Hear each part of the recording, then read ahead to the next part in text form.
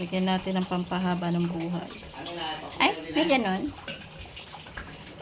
Ha? Papunta niyo na yan? Sige na, dadalang ko na lang.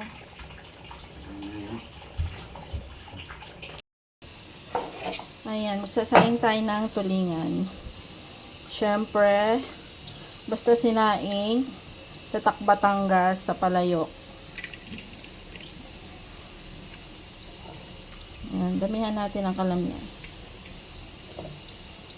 Para mas masaya. Sabi kasi ng lola ko, mas masarap daw yung sinaing pag sa palayok lulutuin. Lalo na pag matagal yung proseso ng pagluluto. Ayan, try nga natin. And syempre, lagyan natin ng pampahaba ng buhay. Ayan, damihan natin para mas lalong humaba ang ating buhay. Ayan, damihan natin.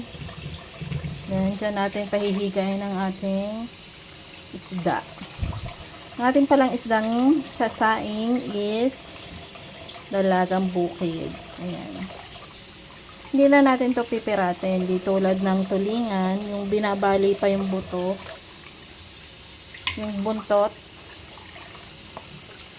tapos ginagayatan sa gitna.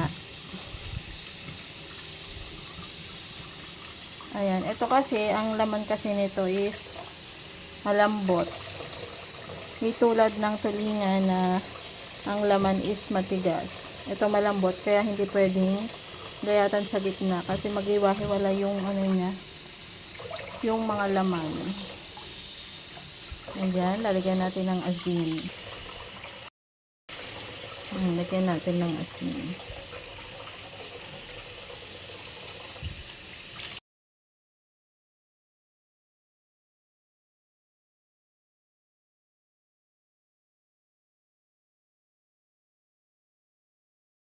Medyo lutang na yung isda, goods na yan.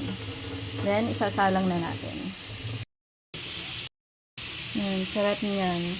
Itaasan muna natin yung apoy. Then, pag bumulak, bago natin ilokal. Taklogan na din natin. Yan, medyo iiga-igahin natin. Para malambot na malambot yung taba sa ilalim. Tsaka yung sabaw niya, sarap pag nagmamantika. Grabe oh. Ito na yung ating sinaing.